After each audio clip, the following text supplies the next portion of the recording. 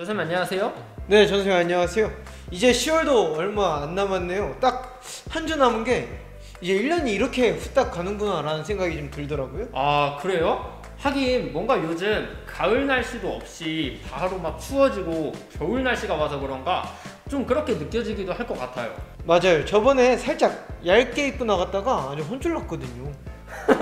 요즘 같은 날씨에 또 잘못하면 감기 걸리기도 쉽죠. 우리 친구들도 감기 걸리지 않게 꼭 날씨에 맞게 입고 다녀야 해요. 맞아요. 무엇보다 건강이 가장 우선입니다. 요즘같이 환절기 때는 또 감기도 쉽게 걸리고요. 또 저처럼 이렇게 비염 환자들은 코나 이런 것들이 되게 어렵거든요. 그래서 우리 친구들 너무 감기 걸리지 않게 꼭 옷을 따뜻하게 입는 그런 우리가 되길 간절히 바랍니다. 맞아요. 또 요즘 무엇보다 건강이 우선이니까요. 그래서 전사님, 우리 이제 오늘도 기적에 대해서 함께 말씀을 나눌 건데 오늘 우리가 함께 나눌 말씀의 기적은 어디죠? 오늘 말씀의 기적 이야기도 우리가 아주 잘 알고 있는 내용이기도 합니다. 그래요? 예수님이 나사로를 살린 이야기인가요? 땡입니다. 그건 아니에요. 아니 우리가 잘 알고 있다면서요. 잘 알죠? 그럼 함께 알아볼까요? 오늘 말씀 함께 보도록 하겠습니다. 예수께서 즉시 제자들을 재촉하사 자기가 무리를 보내는 동안에 배를 타고 앞서 건너편으로 가게 하시고 무리를 보내신 후에 기도하러 따로 산에 올라가시니라. 저물매 거기 혼자 계시더니 배가 이미 육지에서 수리나 떠나서 바람이 거스름으로 물결로 말미암아 고난을 당하더라. 밤 사경에 예수께서 바다 위로 걸어서 제자들에게 오시니 제자들이 그가 바다 위로 걸어오심을 보고 놀라 유령이라 하며 무서워하며 소리 지르거늘 예수께서 즉시 이르시되 안심하라 나니 두려워하지 말라.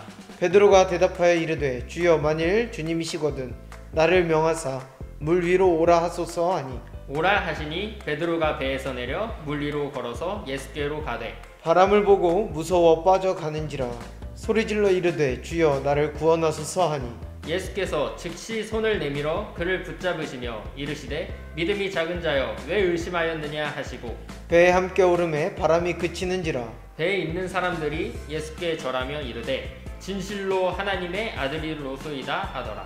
전세 어때요? 잘 아는 말씀이죠? 예수님께서 물 위를 걸으신 기적의 이야기네요. 잘 아나봐요. 그러면 오늘 말씀이 또 어떤지 우리 이대영 선생님께서 아주 간략하게 잘 설명해 주시면 좋겠는데요. 네, 또 제가 1타 강사죠. 예수님께서 제자들을 따로 배에 태워가지고 먼저 보내셨는데 그 바다에 바람이 굉장히 거세진 거예요. 그래서 제자들이 어떡하지 라고 하면서 열심히 막 노를 젓고 있는 상황에 예수님께서 딱 물 위를 걸어서 제자들에게 다가오신 내용이죠.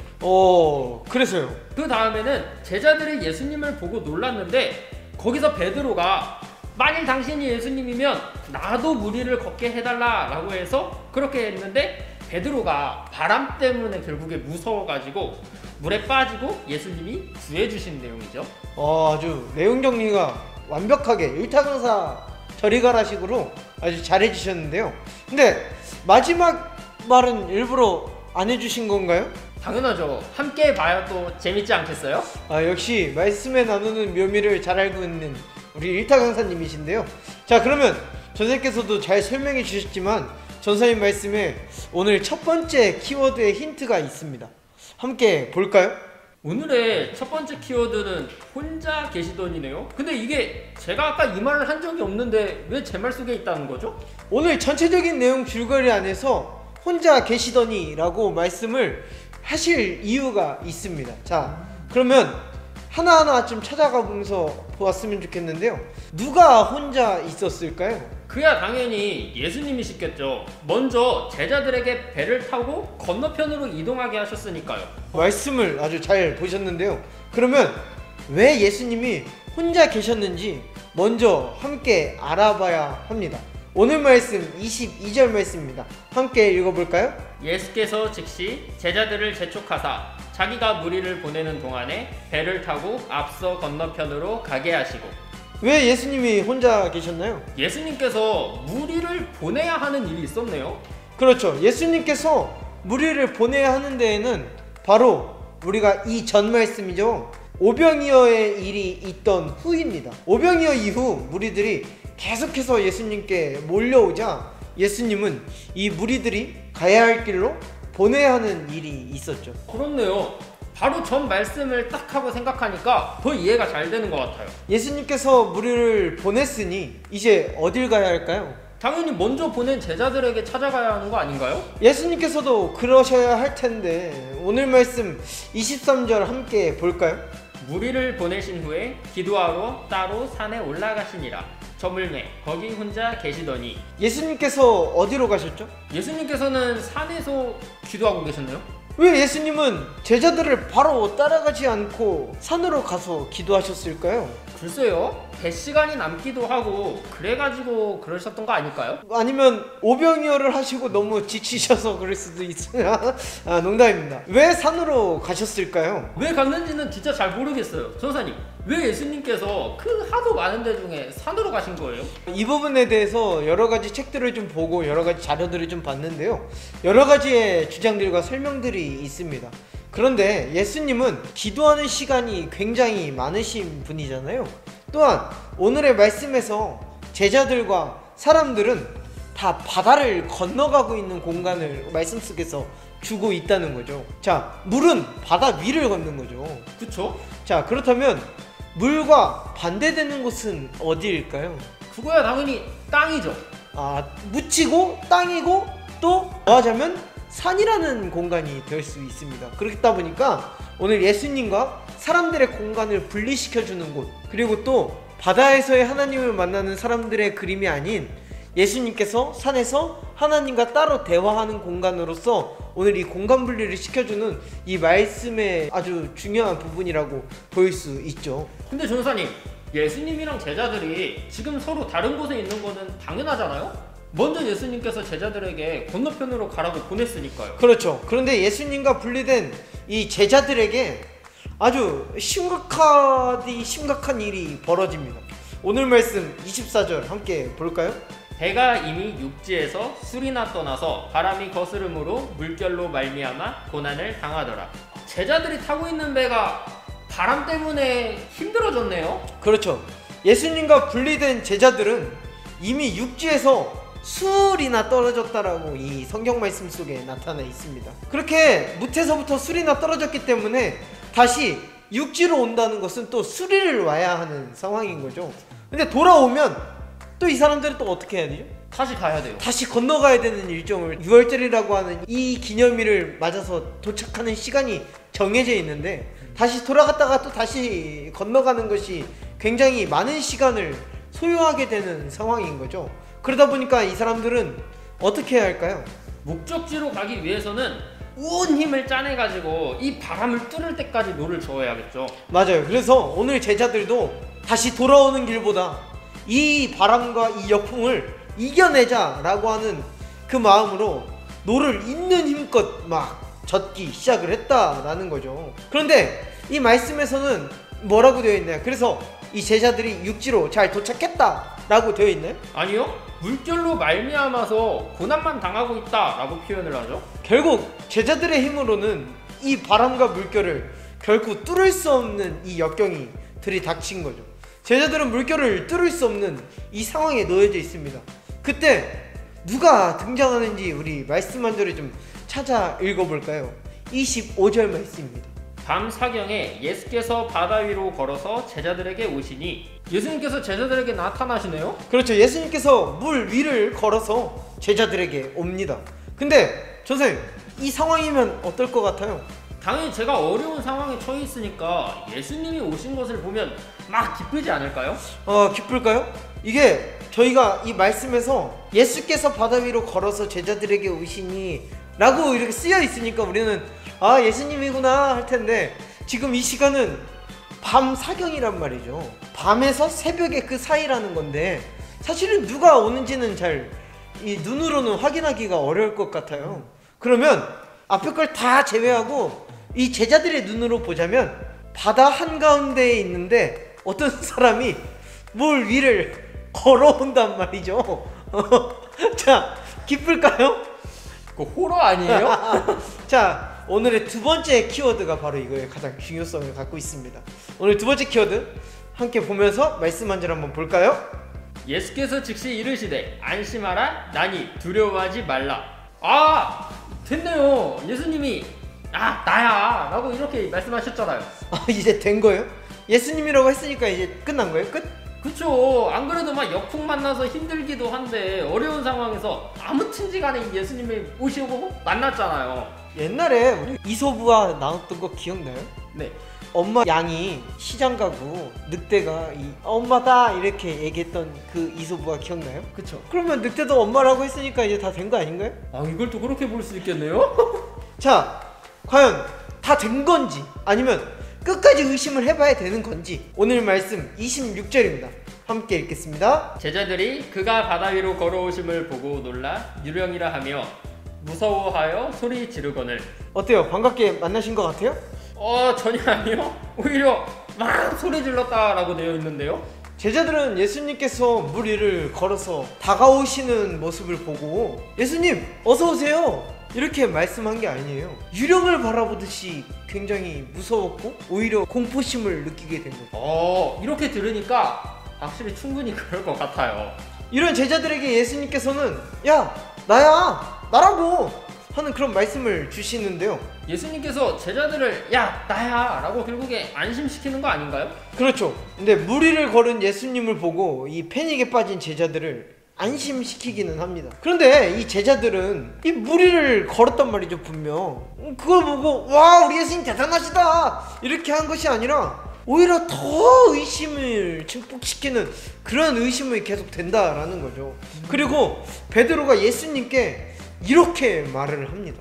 베드로가 대답하여 이르되 주여 만일 주님이시거든 나를 명하사 물 위로 오라 하소서 하니, 베드로가 만일 당신이 진짜로 예수님이면 나도 물 위를 좀 걷게 해달라 라고 요청을 하네요. 그렇죠. 베드로는 예수님께서 야 나야 안심해 라고 한 예수님을 보고 그리고 또 듣기도 하고 했는데도 불구하고 나도 걷게 해주시오 라고 하는 거는 그 앞에 뭐라고 돼 있죠? 당신이 주님이시거든 예수님이 그거는 이라고 이야기를 하잖아요. 그러니까 너가 예수님인지 아닌지가 궁금하니 나를 물 위에 걷게 해줘라 라고 하는 그 베드로의 의심이 계속적으로 있다라는 걸 우리가 알 수 있죠. 오히려 베드로는 이 말을 통해서 본격적으로 나는 너를 의심하고 있어 라는 것을 보여준 거네요. 그런데 이를 보고 예수님께서 베드로에게 그래 와 라고 하시면서 또 베드로도 물 위를 걸어서 예수님께 다가가잖아요. 이건 예수님께서 베드로에게 확신을 준 거 아닌가요? 그렇다면 아름다운 복음서의 아주 중요한 핵심적인 이야기가 될 수 있었겠죠. 그런데도 불구하고 이 아름다운 이야기가 될 수 있는 이 해피엔딩을 역시 이 제자들은 그냥 냅두질 않습니다. 자, 오늘 말씀 29, 30절을 함께 읽어볼까요? 오라 하시니 베드로가 배에서 내려 물 위로 걸어서 예수께로 가되 바람을 보고 무서워 빠져가는지라 소리를 질러 이르되 주여 나를 구원하소서 하니. 빠졌네요 결국. 그렇죠. 빠졌죠. 베드로가 물 위를 걷다가 빠진 이유가 분명 있습니다. 바람을 보고 막 무서워가지고 빠졌다라고 기록되어 있는데요. 바람을 보면 빠지나요? 이거는 굉장히 조금 이해가 되질 않는 부분이에요. 예수님은 바람을 안 보셨을까요? 물론 같이 있었으니까 예수님도 바람을 보셨죠? 그리고 그 상황에서 바람을 보는 건 당연한 일이잖아요. 그쵸? 오늘 말씀의 마지막 키워드를 우리가 함께 나눠보면서 이 왜 빠졌는지에 대한 이유를 조금 더 명확히 알 수 있도록 한번 해볼까요? 믿음이 작은 자. 베드로가 빠진 이유는 바로 이 뒤에 나오는 믿음이 작은 자여 왜 의심을 했느냐라고 하는 의심 때문이네요. 맞아요. 그런데 이걸 우리가 보면서 조금 더 느껴야 되는 게 뭐냐면 베드로가 뭘 봤는지가 이 전 말씀에 우리가 다시 한 번 더 봐야 된다라는 거죠. 베드로는 어디를 향해 가야 되죠? 예수님을 향해서 가야 되죠. 왜 예수님을 향해서 가야 되죠? 예수님께서 오라고 했으니까요. 내게 오라라고 말씀하셨잖아요. 그러니까 베드로는 예수님께 가야 된단 말이에요. 그러면 어디를 보고 가야 될까요? 예수님만 딱 바라보고 가야죠. 우리가 달리기를 할 때도 그렇잖아요. 결승점을 향해서 달리는 사람이 다른 데를 보고 뛰는 사람보다 더 빠르고 더 잘 달리잖아요. 그것처럼 베드로가 봐야 하는 곳은 예수님을 바라보면서 갔어야 하는데 오늘 말씀에서 베드로는 뭘 보고 빠졌다라고 이야기를 하죠? 바람을 보고 무서워서 빠졌죠. 네, 바람을 봤다라고 되어 있죠. 그것은 결국적으로 목적이 예수님을 향해 나아가는 베드로가 아니라 예수님을 향해 나아가면서도 내 주변 환경들을 계속적으로 바라보게 되는 이 베드로를 보게 된다라는 거예요. 그것을 이 마지막 키워드 믿음이 작은 자요 라고 하는 이 안에 포함이 되어 있다라는 거죠. 그래서 오늘 말씀 31절 우리 함께 읽어볼까요? 예수께서 즉시 손을 내밀어 그를 붙잡으시며 이르시되 믿음이 작은 자여 왜 의심하였느냐 하시고. 자, 베드로가 의심을 했기 때문에 물에 빠졌는데 베드로와 제자들의 의심은 우리의 모습 속에서도 나타납니다. 우리 모습 속에서요? 좀 확실히 의심을 할 때가 있죠. 베드로와 제자들은 이미 기적을 경험한 사람들이죠. 기적은 뭐죠? 우리의 생각과 계산으로는 안 되는 걸 예수님의 계산 속에서는 되게 하시는 것, 그게 바로 우리가 기적이라고 나눴죠. 맞아요. 오늘 말씀에서 우리 생각으로 안 될 것이라고 본 것은 뭐가 있죠? 사람이 무리를 걷는 것. 그래요.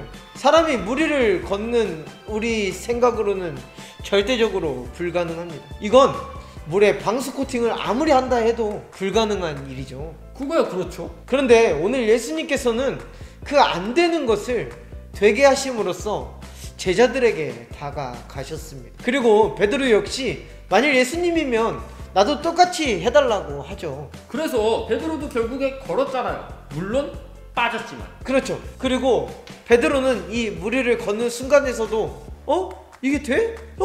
왜 안 빠지지? 라고 생각하면서 자신에게 일어난 일을 감사로 받아들이지 못하고 의심을 하게 될 때 물에 빠졌다는 거죠. 그래서 예수님께서는 베드로에게 믿음이 작은 자여 왜 의심했느냐 라고 하신 거네요. 우리에게도 이 말씀을 하고 계실 수 있다는 거예요. 우리도 삶 속에서도 내 생각으로 안 된다라고 생각하는 일들이 가끔 나에게 이루어질 때도 있거든요. 근데 그런 일들이 이루어질 때 된다, 이걸 되게끔 해주셨구나, 와 감사하다 라는 그런 마음보다 이게 왜 되지? 이거 너무 잘 되는 거 아니야? 이러다가 또 잘못되는 거 아니야? 라고 의심을 하고 생각하게 되어지는 경우들이 우리들에게 있다라는 거죠. 맞아요. 그럴 때가 상당히 많이 있죠. 만일 베드로가 이 일이 일어날 때 예수님을 의심하는 게 아니라 예수님의 그 모습과 그 형태를 그 자체를 감사로 받아들였다고 한다면 과연 오늘의 말씀은 어떻게 됐을까요? 믿음이 작은 자라는 이야기가 나오지 않고 도리어 믿음이 큰 자라고 예수님께서 칭찬하지 않았을까요? 그렇죠. 오늘 말씀에서 믿음이 작은 자는 바로 예수님의 말씀과 기적을 내가 맛보고도 잊어버리고 의심하는 것을 나타내는 것이죠. 이미 예수님께 모든 것을 내어주기로 마음먹고 그것을 주님께서 해결해 주실 때 온전히 감사로 받는 것이 오늘 예수님께서 베드로와 제자들에게 주고 있는 이야기가 아닐까 싶습니다. 그러면 이제 오늘 말씀 한번 정리해 볼까요? 우리 친구들, 우리도 예수님을 향해서 나아갈 때 주변을 둘러보는 것이 아니라 온전히 예수님을 향하여 나아가면서 무리를 걸어 나갈 수 있는 그런 기적을 맛보는 우리가 되기를 간절히 바랍니다. 오늘 말씀에서는 중요한 것은 예수님이 무리를 걸으셨다는 것이 아닙니다. 또한 베드로가 무리를 걷다가 물에 빠졌다는 것이 아닙니다. 오늘 가장 중요한 것은 제자들의 외침입니다. 제자들이 그 강풍을 만났을 때 어떻게든 자신들이 건너가기 위해 애를 썼던 모습 속에서 그들은 과연 누구를 애타게 찾았을까요? 또한 자신들의 애타게 찾던 그분이 직접 자신들의 눈에 나타났을 때 그들은 또 믿지 못했다라는 것이죠. 그리고 베드로의 가장 간결한 소원이 나도 무리를 걷게 해주십시오 였습니다. 그런 그가 주변을 바라보고 또 의심을 해서 물에 빠진 순간 그의 입술에 또 다른 고백이 나타납니다. 그 고백은 주여 나를 살려주소서 라고 하는 고백이었습니다. 우리들의 삶 가운데 별로 다르지 않습니다. 주님께 이뤄달라고 하는 것에 대한 우리들의 기도는 끝이 없죠. 그러나 그것이 되었을 때에는 우리는 주님께 감사를 돌리기보다 나의 것이라 생각할 때가 너무나도 많습니다. 그리고 또한 나의 것이 된 순간 두려울 때도 너무 많습니다. 또 실패를 하게 되면 우리는 베드로와 같이 고백하게 된다라는 것입니다. 오늘 우리들의 고백과 믿음 속에 또한 우리가 맛보는 기적 속에 늘 주님께 감사함으로 돌리는 우리들의 마음이 있기를 간절히 소망하고요. 언제나 어디서나 내 것이 아닌 온전히 주의 계산 안에서 이루어진다라는 것을 우리들이 믿고 따르는 자 되기를 간절히 소망합니다. 우리 함께 인사하면서 마무리 지을까요? 둘, 셋, 가봐.